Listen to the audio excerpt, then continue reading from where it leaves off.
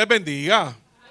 Que Dios les bendiga más. Qué bueno, ¿verdad? Estar en la casa del Señor. Siempre es un privilegio estar en su casa, alabarle, bendecir su nombre. Y estamos contentos porque estamos en su presencia, ¿verdad? Así que damos gloria a Dios por este tiempo, ¿verdad? Que hemos tenido. Los niños pueden pasar allá a su área a su iglesia, a la iglesia de niños allá en su área. Que sean bendecidos allá. Ahí tenemos unos cuantos, gracias al Señor.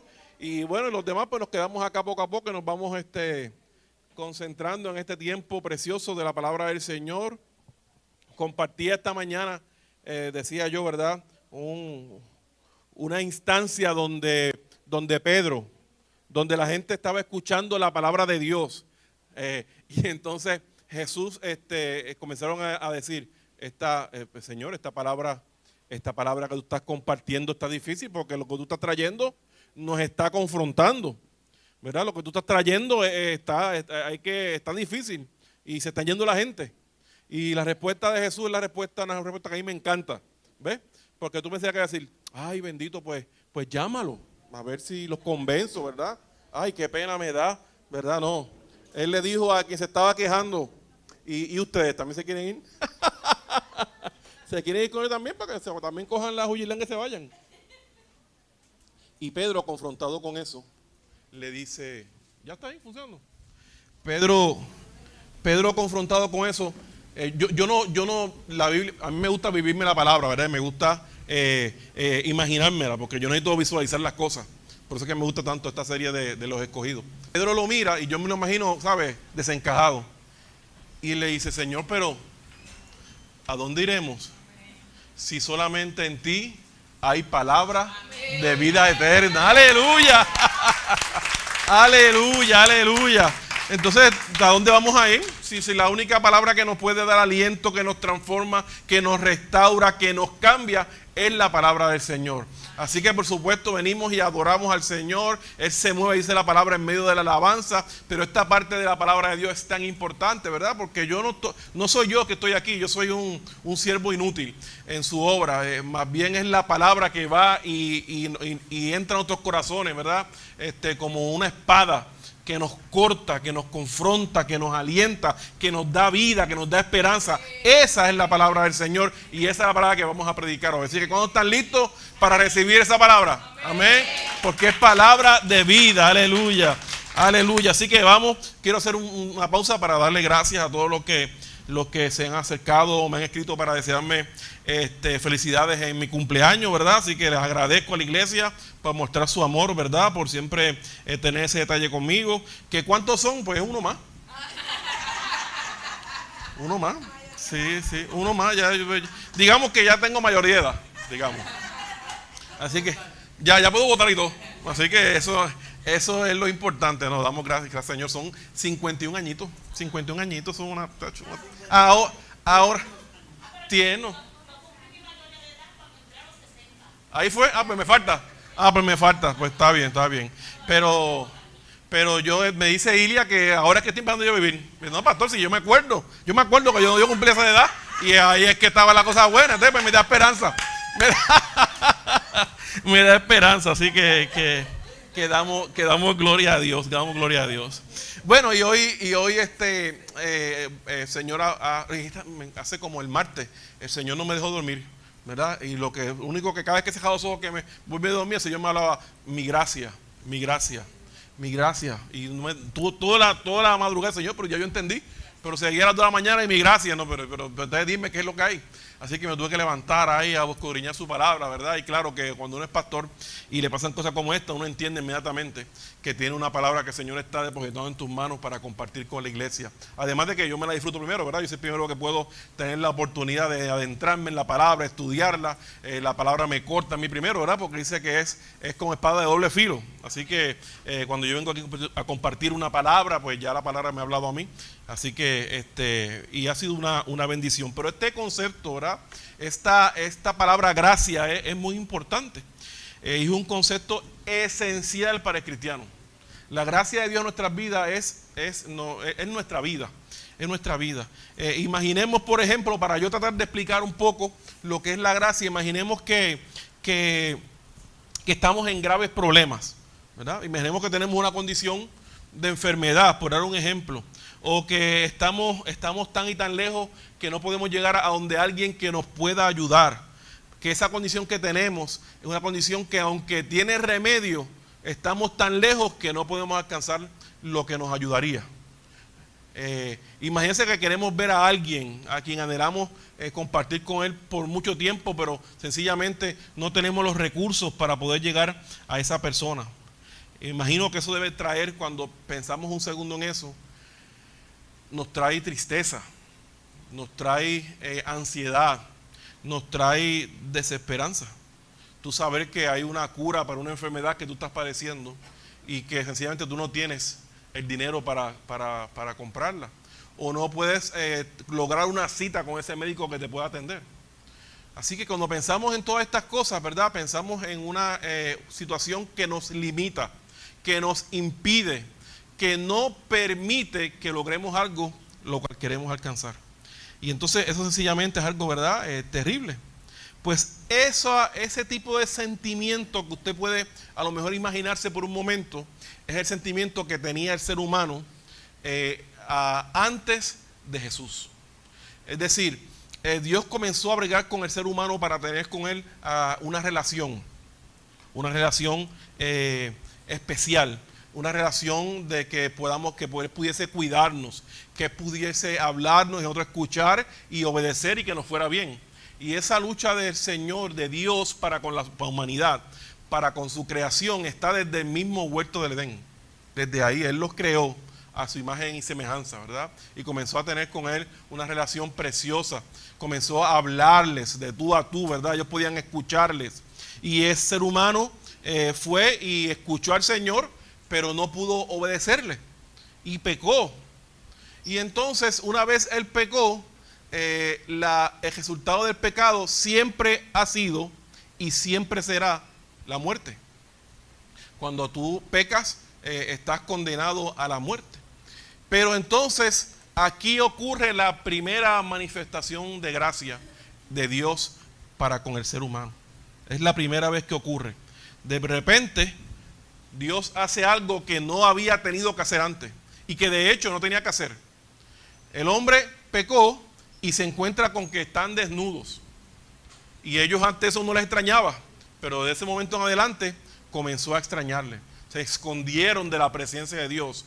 Tuvieron una experiencia que no habían tenido antes, que se llama vergüenza, ¿verdad?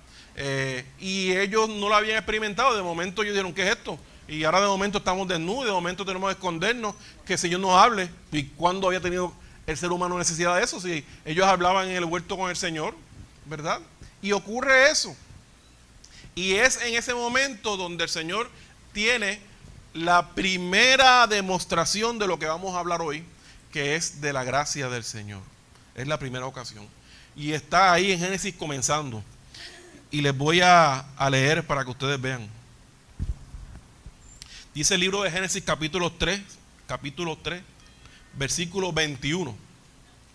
Capítulo 3, versículo 21. Tan pronto el hombre se ve desnudo y el Señor se da cuenta de lo que estaba pasando, Él los viste. Mire lo que pasa.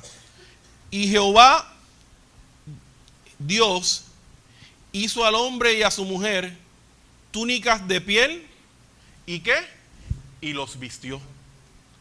Túnica de piel y los vistió. Y usted dirá, pastor, pero ¿dónde está ahí la gracia esa? ¿Que los vistió? No, no fue que los vistió. Ahí no está el asunto. ¿De qué eran esa ropa? De piel. Quiere decir que un animal que no tenía culpa de lo que ellos hicieron, pagó con su vida para que ellos pudieran vestirse. Eso no había tenido ocurrido anteriormente.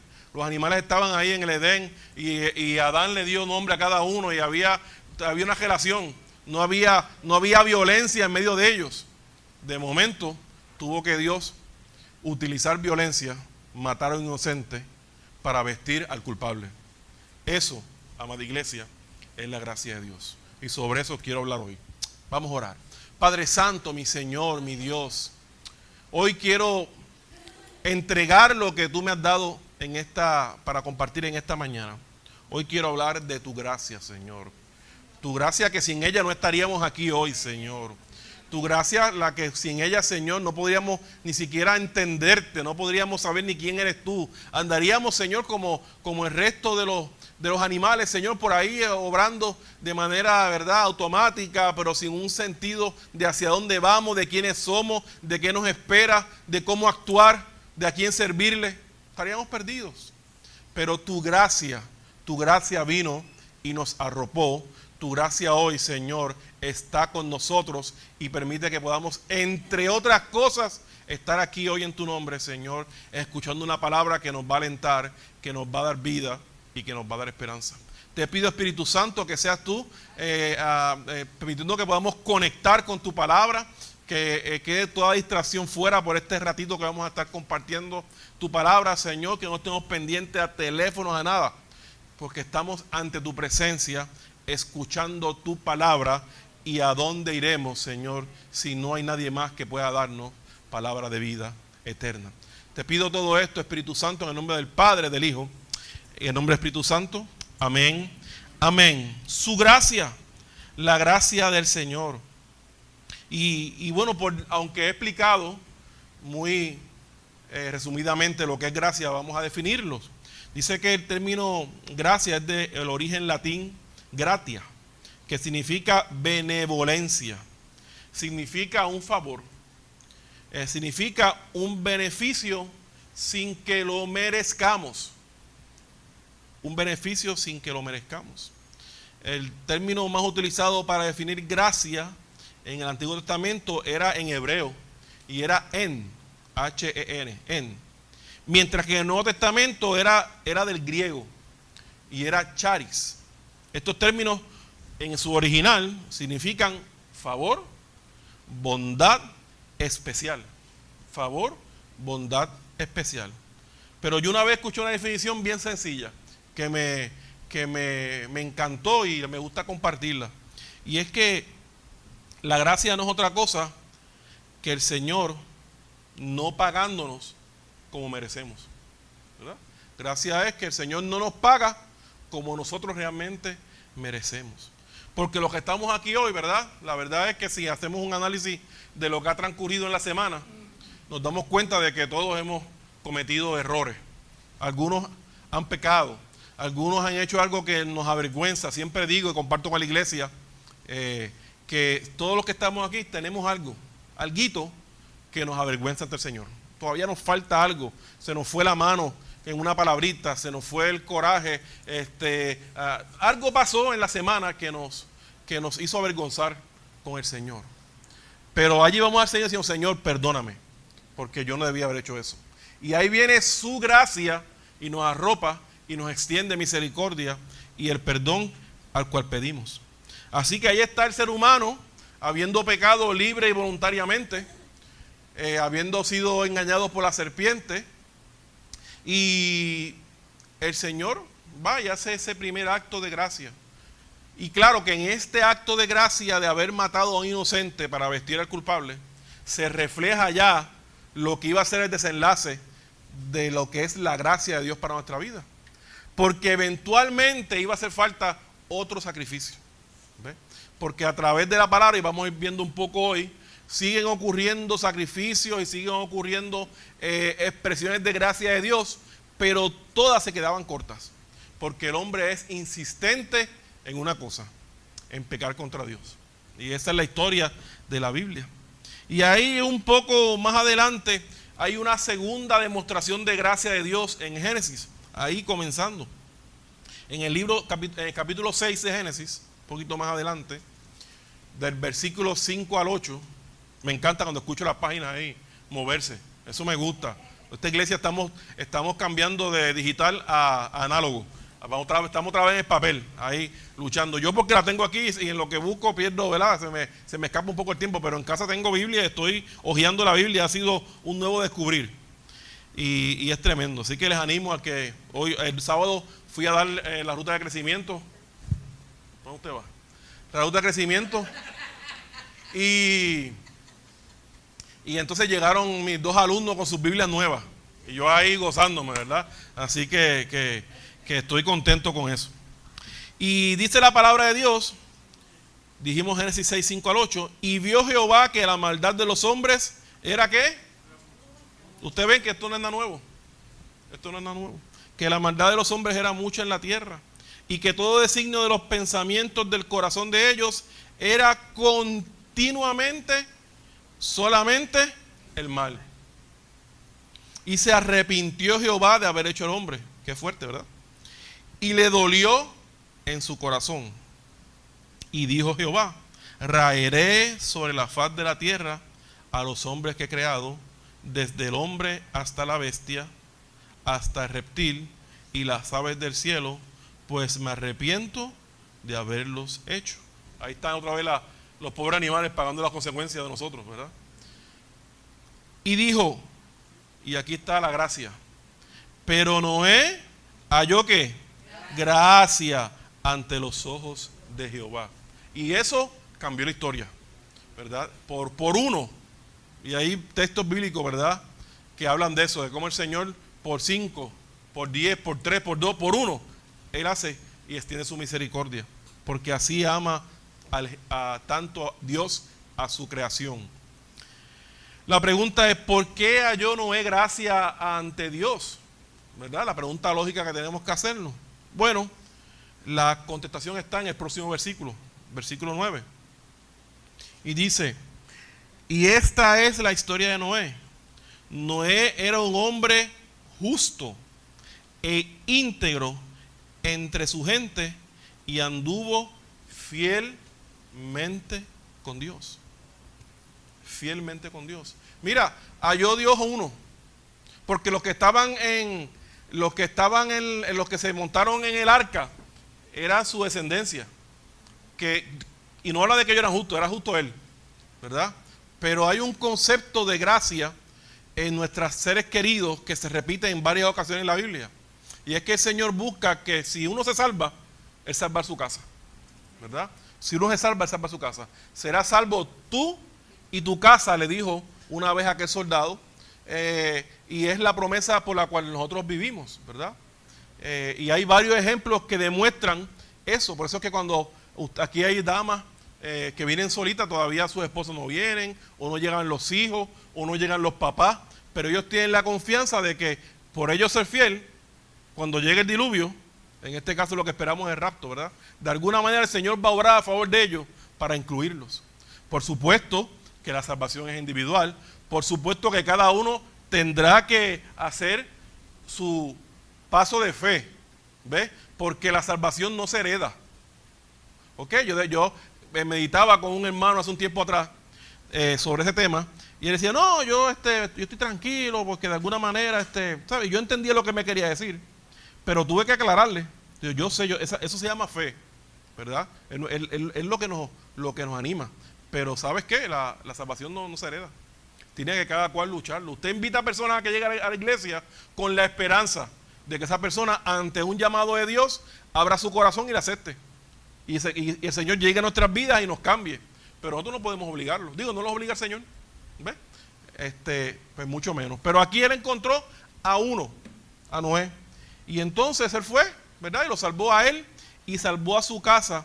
Y de ahí hizo un nuevo pacto con el hombre. Un nuevo pacto con el hombre.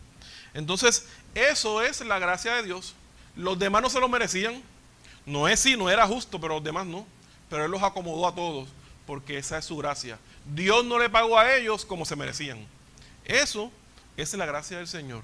Y por eso vivimos nosotros, por eso caminamos, porque hubo un acto de gracia al que ya mismo vamos a llegar, que nos permite que estemos aquí hoy, y que a pesar de nuestros pecados, podamos seguir adelante. Dice el libro de Romanos capítulo 3, y ya aterrizamos al Nuevo Testamento, aunque ahorita yo creo que vamos a volver a regresar al Antiguo, Romanos 3, 23 y 24. Libro de Romanos capítulo 3, versículos 23 y 24, dice, por cuanto todos pecaron y están destituidos de la gloria de Dios, siendo justificados gratuitamente por su gracia, mediante la redención que es en Cristo Jesús. ¿Ves? No tiene que ver contigo. ¿Qué pasó para poder llegar aquí al libro de Romanos? ¿Qué ocurrió? Porque brincamos de Génesis a Romanos. Ok, ¿qué pasó? Pasó que Dios siguió bregando con el pueblo, viendo qué podía hacer, cómo podía cambiar las cosas en la vida y en su relación con Dios. Entonces el Señor creó una cosa que le llamamos, eso no es que aparece en la Biblia, los teólogos, ¿verdad? Los exégetas, todas esas personas que se dedican a estudiar la palabra han descubierto que el trato de Dios a través de la Biblia fue cambiando poco a poco. Y a eso le llamó dispensaciones. Sí, no vamos a entrar, eso es estudio para varios días, no vamos a entrar ahí, pero vamos solamente a dar un atisbo para que ustedes entiendan un poco cómo Dios fue bregando con el hombre a través del tiempo. Y entonces la primera dispensación, ¿verdad? Se le llama la de la conciencia. Y esa dispensación comenzó, ¿verdad?, cuando se expulsa al hombre y a la mujer del huerto del Edén, ¿verdad? Y entonces ahí comienza esa dispensación de la conciencia. Un momento en que el hombre se dejaba gobernar solamente por su propia voluntad. Dios dijo, deja ver si ahora que aprendió la lección, que lo saqué del huerto, ¿ves? Con sus consecuencias, porque el hombre no tenía que trabajar, ¿verdad? El Señor se lo daba todo. La mujer no iba a tener que dar a luz, con lo que implica eso, ¿verdad? Y otras cosas que están ahí, que son consecuencias de eso. Pues entonces, esas consecuencias ellos tuvieron que tenerlas, pero salen del huerto del Edén y Dios dijo, vamos a ver si con esta experiencia ellos aprenden y no lo hacen nada, no lo hacen nuevamente. Bueno, Adán y Eva tuvieron hijos, ¿verdad? Ahí entró Caín y Abel y todo parecía que iba bastante bien. De hecho, Caín trabajaba todo lo que es la tierra, Abel trabajaba los animales y les iba bien, la historia estaba bien. Y de momento ellos decidieron entregarle a Dios una ofrenda. ¿Quién les enseñó eso? La Biblia no lo revela. Y como la Biblia no lo revela, yo no voy a poner a inventar aquí, ¿verdad? Pero algo pasó que ellos sintieron la necesidad de traerle una ofrenda al Señor. Una ofrenda al Señor. Y los dos trajeron ofrenda. Y el Señor miró la ofrenda de Abel con agrado. Abel le dio lo mejor que tenía. Le dio los corderitos gordos, le dio las ovejitas gordas. Ve que estar gordo no siempre es malo. Entonces, y no gordo, sino unas libritas de más, vamos a decir. Sí, saludable, porque eso de gordo se escucha como, no. Saludable, un poquito más de la cuenta.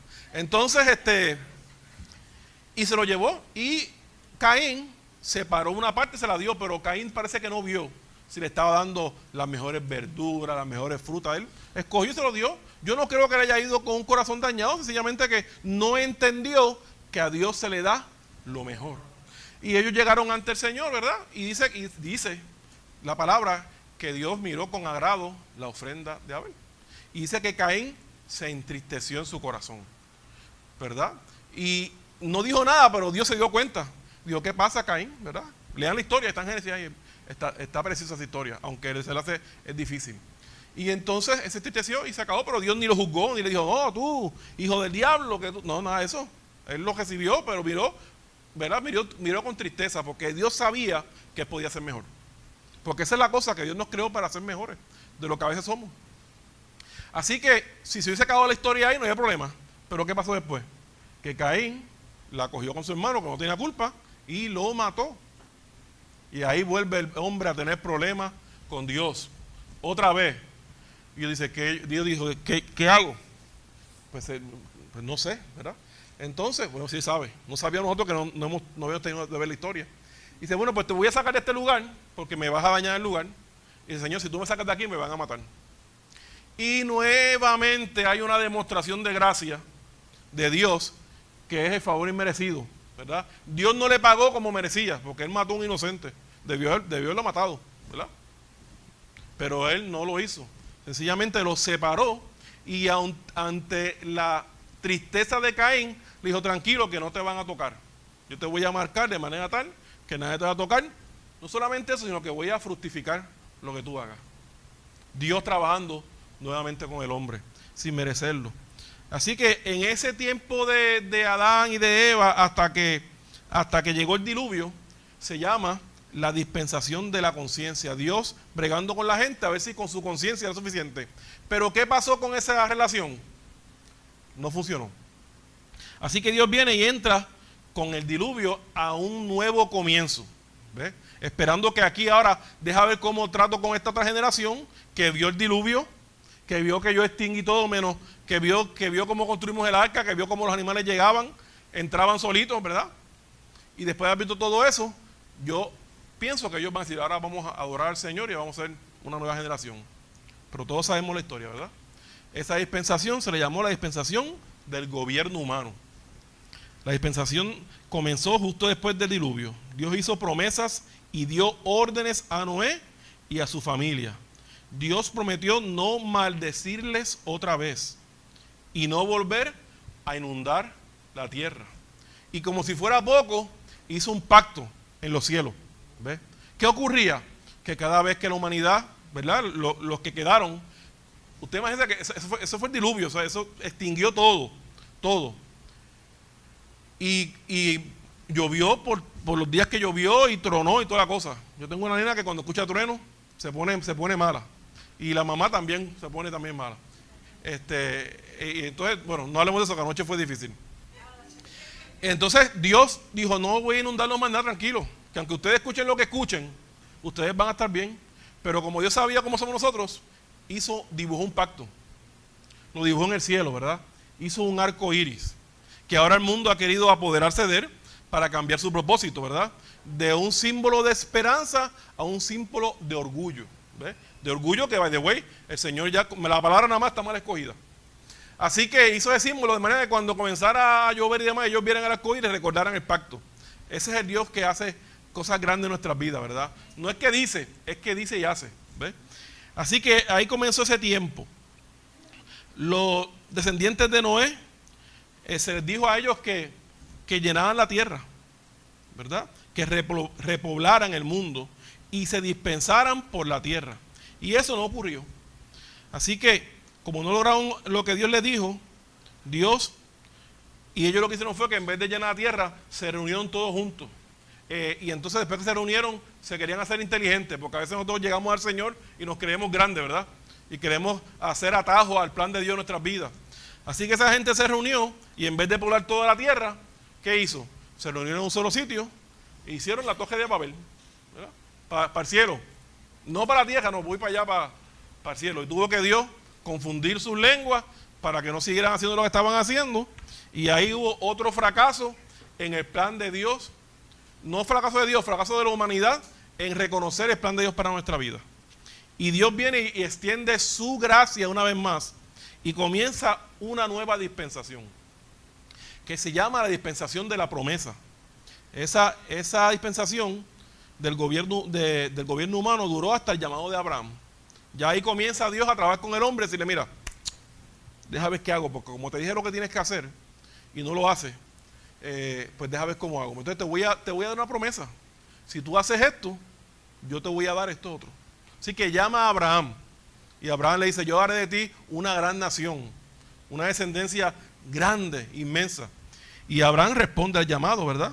Y sigue trabajando en lo que Dios le dio.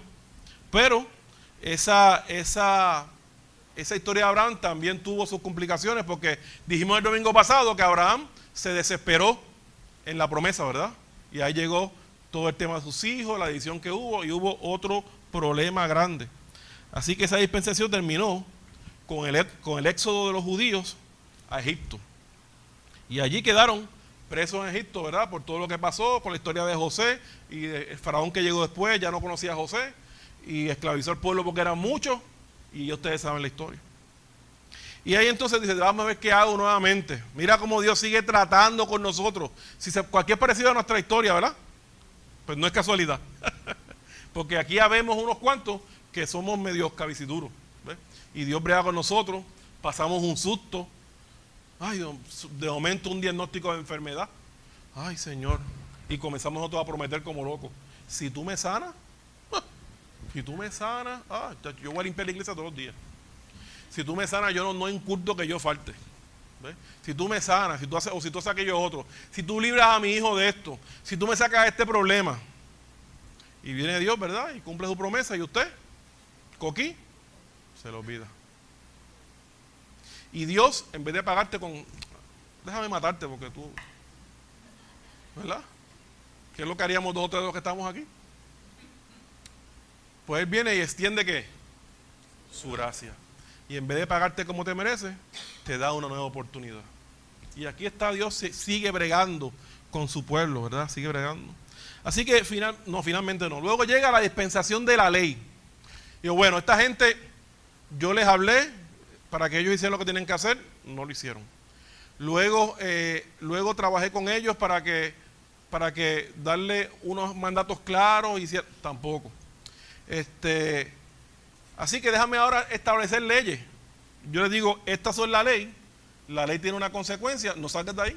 Y comienza la dispensación de la ley, que duró casi 1500 años y comenzó en el Éxodo y terminó en la crucifixión de Cristo. ¿Qué pasó ahí? Señor cumplió su palabra, sacó el pueblo del cautiverio y de camino a la tierra prometida, ustedes saben todo lo que pasó, ¿verdad? Un pueblo difícil, tipo y sombra de lo que somos hoy nosotros. Viendo la mano de Dios, porque la gente dice, ay, ese pueblo era malo, porque ese pueblo vio el mar rojo abrirse, y después de tuve un milagro como ese, ¿quién duda de Dios? Bueno, si nos miramos para adentro, vemos que Dios ha abierto el mar rojo en nuestras vidas en muchas ocasiones, y de momento no hacemos lo que nos toca hacer. Así mira que digo hacemos, ¿verdad? Entonces, hizo la ley, las tablas, bendito, en lo que estábamos buscando las tablas, pues lo hizo allá un jebulú. Y vino las leyes, le hace Levítico, todas las leyes, ahí están, usted mira el Código Penal, y ahí está, eso es sacado de ahí, de Levítico. No matarás, ahí está la consecuencia. Habla hasta de cuando el vecino te roba la cabra o la oveja. No se queda un detalle. Y tampoco sirvió para nada. El pueblo no hizo caso. Entonces, Dios dijo, ¿qué hago? Porque yo amo, este es mi pueblo, yo lo amo. Yo necesito hacer algo. Y entonces ellos levantaban sacrificios, mataban corderos, iban al lugar santo, tenía que elevarse ese humo por ahí para arriba, ¿verdad? Que tenía que subir con olor fragante para el Señor. Y no sirvió, porque ¿qué va? Por más corderos que mataban, el pueblo seguía haciendo lo mismo. Así que Dios dijo, bueno, yo maté a un inocente en el Génesis para vestirlo, y voy a hacer un último sacrificio. Voy a enviar a mi hijo, el cordero perfecto, sin mancha.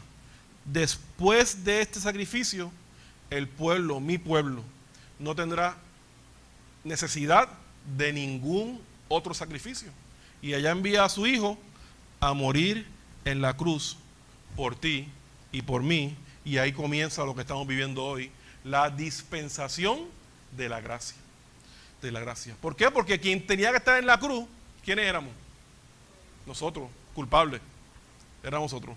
Pero Él pagó ese precio por ti y por mí, ¿verdad? Y estamos estudiando los miércoles ese sacrificio, ¿verdad? Cómo se desarrolla esa historia. No se pierdan los miércoles a las 7:30. Estamos teniendo tremendo tiempo aquí de estudio y estamos viendo la serie de Chosen, que ha sido de gran bendición, ¿verdad? Así que vino ese sacrificio para que tuviéramos gracia, ¿verdad? Hay un nuevo pacto con la sangre de Cristo. ¿Por qué? Porque ahora cuando nosotros pecamos y nos rebelamos contra Dios, Dios en vez de mirarnos y matarnos, Él viene y lo que ve es la sangre de Cristo que se pagó por nosotros. ¿Ves?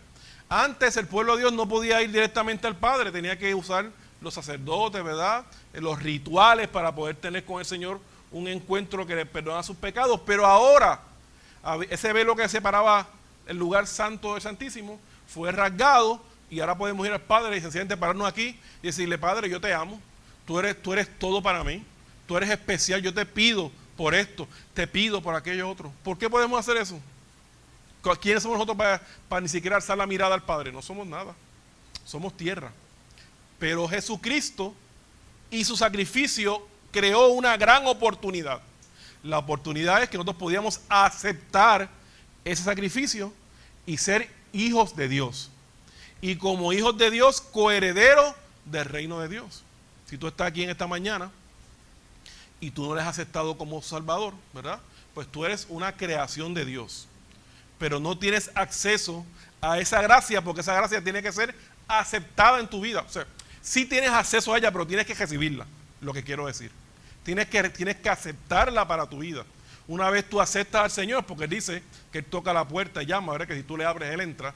Una vez tú le, porque dice la palabra, a los que le recibieron, dice el Evangelio, a los que le recibieron se le dio la potestad de ser llamados hijos de Dios. Si tú no la has recibido, pues no tienes esa potestad. Pero una vez tú le recibes, ¿verdad? Él entra a tu vida y comienza a haber cambios en tu vida. Quizás no con la rapidez que queremos, ¿verdad? Pero comienzan a haber cambios.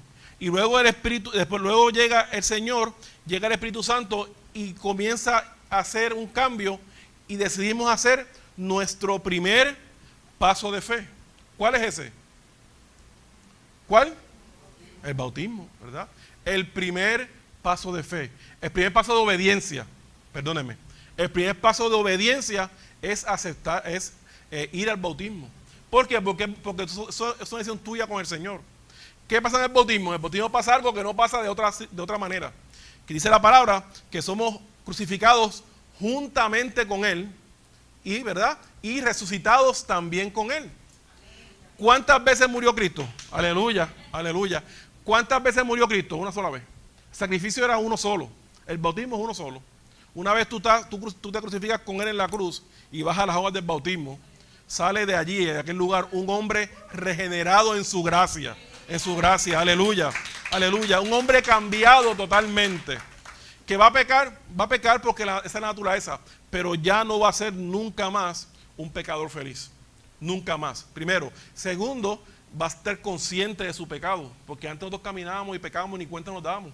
Ese es un problema para el ser humano. Hay personas que pasan por ahí pecando constantemente, ya están inmunes al pecado. Es la única manera de tú entender lo que hace esta gente malvada, como lo que hablaba la pastora Susi, que se roban los niños, que los hacen esclavos, ¿verdad? Sexuales, que luego eso es terrible lo que está pasando y no queremos verlo porque eso no tiende a esas cosas a mirar para el lado porque son muy dolorosas. Pero personas que hacen eso son personas que están llenas de maldad y llega el momento en que tu maldad se sigue apoderando de ti y dice la palabra, ¿verdad? Que no contendrá Dios con el hombre para siempre. Él trabaja contigo, Él trabaja conmigo y te da oportunidades. Pero llega el momento en que si tú sigues insistiendo en no querer nada que ver con Él, Él te lo concede. Y eso se le llama, la palabra dice, y yo los entrego a mentes reprobadas. Mentes que ya nunca más van a poder tratar conmigo porque esa ha sido su decisión constantemente.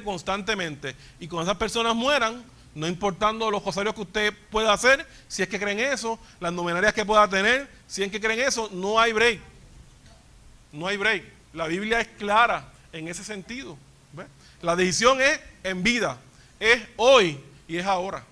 Usted cree, bueno, esa palabra que el pastor está hablando me gusta, creo que tocó mi corazón. Algún día aceptaré al Señor. Cuidado, porque quizás algún día no llega. Había un grupo de personas millonarias, como 5 eran, que decidieron montarse en un barquito, un submarino, ¿verdad? Y que para ver y que Titanic. Y se montaron con todos son millonarios, ahí no viene un pelado, pero extramillonarios. Y se montaron ahí, ¿verdad? En el deseo de su concupiscencia, se montaron ahí, eso no era pecado. Y ellos dijeron, vamos a ir a ver Titanic y vamos a salir a contar la historia de lo que nos pasó. De hecho, uno de los muchachos, el único que había menor, tenía duda en ir, pero fue por complacer a su papá, porque era pérdida de los padres y él quería complacerlo, pero él no quería ir. Así que se montó en el barquito, ¿verdad? El submarino. ¿Y qué pasó? ¿Verdad? Dicen los que saben que en una milésima de segundo implosionó. No sentí nada porque fue más rápido de lo que el cerebro puede reaccionar ante una pérdida. ¿Cuál es la mala noticia? ¿Cuál es la mala noticia? Que si no tenían a Dios en su corazón, no les dio break para decir, Señor, perdóname. Señor, perdóname. Y entonces hay un lugar reservado para los que han decidido estar lejos de Dios. ¿Verdad? Y es un lugar, sí, lejos de Dios, en la eternidad, que es el problema. Así que Dios, como sabe esas cosas, envió a su Hijo para que su gracia nos arropara, para que su gracia estuviese con nosotros todos los días. Aunque no vamos a discutirlo, la dispensación final será, o se llama, el reino milenial de Cristo. Ahí no vamos a entrar, pero es la última.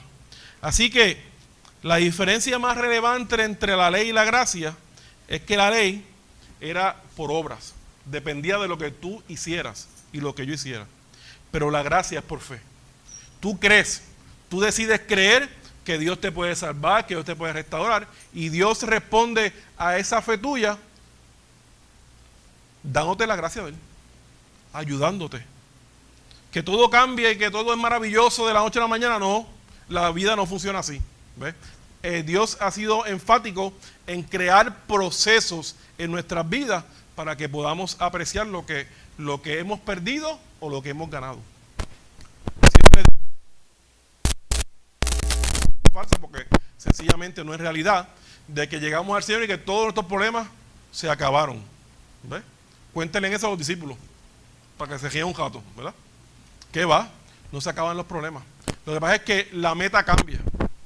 Cuando tú vienes al Señor, tus metas cambian. Tu meta cuando estás fuera del Señor es tener dinero, hacer, ¿verdad? Tener cosas buenas. Eso no tiene que ser cambiar porque tú eres cristiano, ¿eh? Hago la salvedad. El Señor te da como quiera. Como decía el pastor Jesús, te completa hasta los deseos más pequeños de tu corazón. Pero es que sencillamente tu meta cambia a una terrenal hacia una celestial. El Señor como que te vira la cabeza, de que tú mirabas más que para frente, ahora te mira de vez en cuando para el cielo. Porque hay una vida que tú sabes que va a continuar después de la muerte. Y que va a ser mejor si buscas del Señor. Cambia la perspectiva de las cosas. Y también, claro, por supuesto, el Señor va arreglando cosas en tu vida. Pero a veces queremos que cosas que se han dañado por años y años y años se arreglen de la noche a la mañana. Y Dios puede hacerlo, ¿sabe? Miren, yo tengo testimonios, conozco personas que el Señor los libró de una adicción de un día para otro.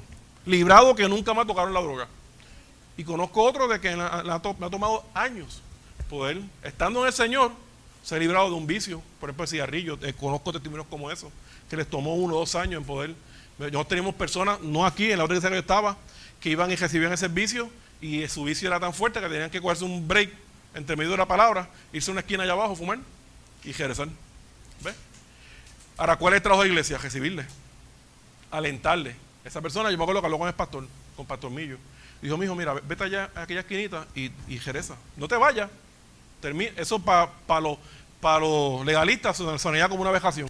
Pero para que conoce la vulnerabilidad del ser humano y la lucha que tenemos, dice, yo prefiero que vaya allá. Porque, digo, igual no era nada ilegal, ¿ves? Y regrese y recibe la palabra. Señor, pero eventualmente trabajó con su vida y lo liberó. Quisiéramos que yo sido inmediatamente, pero tomó un tiempo. Y ya la gente lo veía allá en una esquinita. Él se abochornaba y todo, se metía en una esquina por allá. Pero la gente lo veía y lo dejaba tranquilo para que no se sintiera mal. Cuando llegaba, pues le dábamos el abrazo y seguíamos trabajando con él. Extendíamos la misericordia que Dios extendió con nosotros. Porque esa es la casa, supone que esa es la familia del Señor, ¿verdad? Entonces, eventualmente las cosas van cambiando porque así es la gracia del Señor. Pero la realidad es que la ley, el Señor nos libró de ella. Nos libró no para que no seamos justos, sino porque sabía que siguiendo la ley no iba a funcionar. Él dijo, si no es por amor, no lo van a lograr. Tenemos que aprender a amar al Señor, reconocer lo que ha hecho en nuestras vidas para poder seguir adelante en lo que Dios tiene para nuestras vidas. Esa es la gracia del Señor. Y mire, si la gracia es importante para nuestras vidas, que comienza el Génesis con una acción de gracia y termina Apocalipsis con una acción de gracia. Dice el libro de Apocalipsis en el capítulo 22, versículo 21, el último versículo de la Biblia. Miren qué interesante. 22, versículo 21. Y ahí termina la Biblia. Dice, la gracia de nuestro Señor Jesucristo sea con todos vosotros. Amén. Y se acabó la historia. ¿Ah? Firma el Señor. Hasta aquí me les voy a revelar. Apocalipsis y revelación, ¿verdad? Estamos estudiando eso, Apocalipsis y revelación. Así que la gracia de nuestro Señor Jesucristo sea con todos vosotros. Amén. Como quien dice, después que te conté todo esto que te acabo de contar en Apocalipsis, que no está fácil, ¿verdad? Después que te cuento todo esto, ten paz. Porque ¿sabes qué? Que la gracia del Señor va a estar contigo para siempre, ¿verdad? Y si la gracia está, tenemos alternativa. Ninguno de los que estamos aquí podemos aspirar a llegar al cielo por nuestra fuerza. No se puede. No es con nuestras obras, ¿verdad? Y eso pasó, ya dijimos que esa dispensación ya pasó, eso no funciona, ¿verdad? No es porque seamos buenos. De hecho, dice la Biblia que no hay uno bueno. No hay uno. Así que bueno, eso no se deje comer esa mentira. Entonces tú dirás hoy, pastor, ¿y qué tengo que hacer para recibir la gracia de Dios? ¿qué tengo que hacer? Hay que hacer algo para recibir su gracia. Bueno, lo único que tienes que hacer es recibirle en tu corazón, ¿verdad?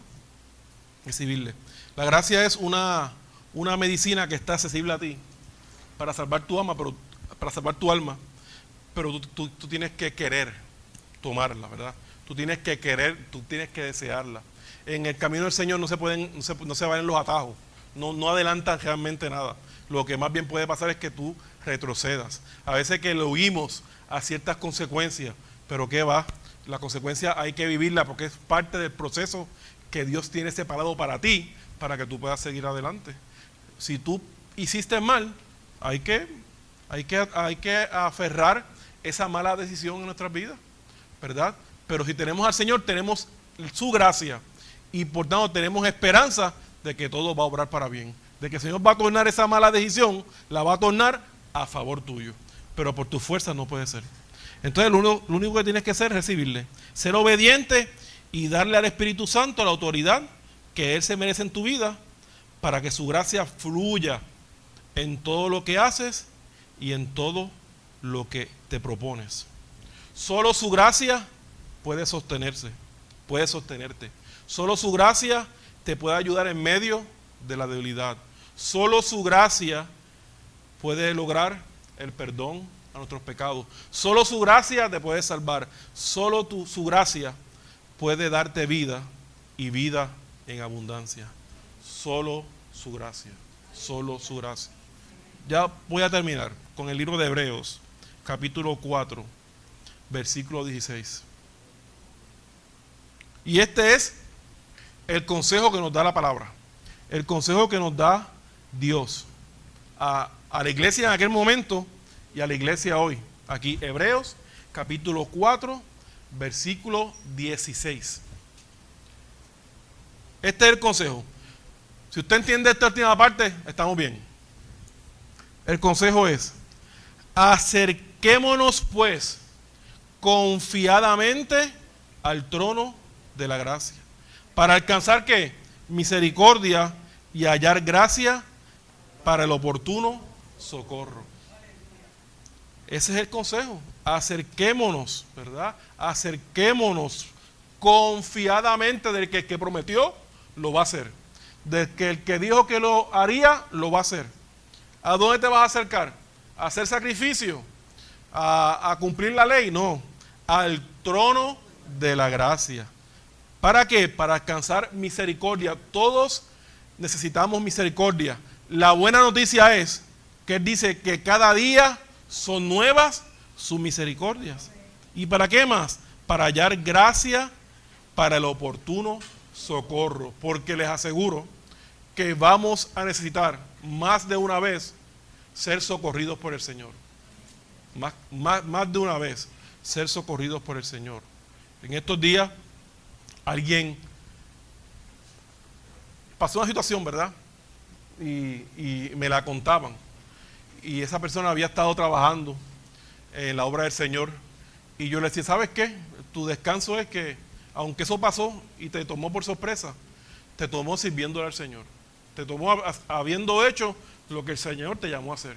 Y esa es tu confianza, de que su gracia te va a arropar y vas a obtener su oportuno socorro. Así que, iglesia, vamos a estar de pie. Vamos a pedirle juntos al Espíritu Santo que venga y se nos revele de manera tal que podamos entender la importancia de la gracia de Dios en nuestras vidas. Por supuesto que si hubiese alguien en esta mañana que no ha dado ese paso de fe, de decir al Señor, ven y entra a mi vida, ¿verdad? Cambia mis circunstancias. Pues para ustedes hay un llamado a que lo acepten, ¿verdad? Porque como leímos anteriormente y como dijimos, necesitamos la gracia de Dios para poder recibir lo que Dios tiene para nosotros. Pero quizá también hay una persona que aquí en esta mañana que en algún momento dado hizo esa oración, pero que cree que su vida se ha ido poco a poco alejando del Señor, ¿verdad? De hecho, yo sé que aquí hay gente hoy que necesita volver al trono de la gracia. Necesita decir al Señor, Señor, ¿sabe qué? Yo me he ido alejando y las veces que he intentado otra vez entrar como que no no he podido alcanzar tu gracia. Entonces, aquí hay un lugar abierto para que podamos orar por ustedes. El Señor quiere decirte hoy que llegues confiadamente al trono de la gracia. Este altar se convierte en esta mañana en tipo y sombra del trono de la gracia de Dios, y creo que el Señor está viendo sus corazones y va a tomar como bueno ese deseo suyo de arreglar lo que haya que arreglar con el Señor. Y yo solamente me convierto en testigo de ustedes ante el Señor para orar por ustedes, para que el Señor les ayude a que puedan renovar ese pacto con el Señor. Creo que todavía hay personas que necesitan renovar su pacto con el Señor, ¿verdad? No porque me conste o me lo hayan dicho, sino porque siento en mi espíritu que aunque haya un grupo ya aquí que ha pasado, hay personas que faltan aquí hoy, que necesitan dar este paso de fe, de reconciliar su vida con el Señor. Que yo no estoy preparado. Nunca estarás preparado. No, que eso me compromete. No, por lo menos con este lugar no te compromete. Ahora te comprometes con alguien que está dispuesto a pagar y que paga bien. Y que paga y te paga con bien el mal que tú haces. Te comprometes con el Señor. Pero eso eres tú con el Señor. Así que si tú estás luchando en esta mañana con pasar al frente y renovar tu pacto con el Señor, esa lucha es testimonio de que es algo del Señor. Así que yo voy a orar por este grupo que es preciso que está aquí al frente, orando para que puedan renovar su relación con el Señor, que si hay algo que todavía hay que arreglar, que todos tenemos algo que arreglar todavía con el Señor se entrone en sus vidas y que su gracia, ¿verdad?, sea manifiesta en su vida. A ustedes que están aquí, ¿verdad?, que están respondiendo al llamado de acercarse confiadamente al trono de la gracia, por ustedes quiero, del llamado de Hebreos, acerquémonos pues confiadamente al trono de la gracia para alcanzar misericordia y hallar gracia para el oportuno socorro.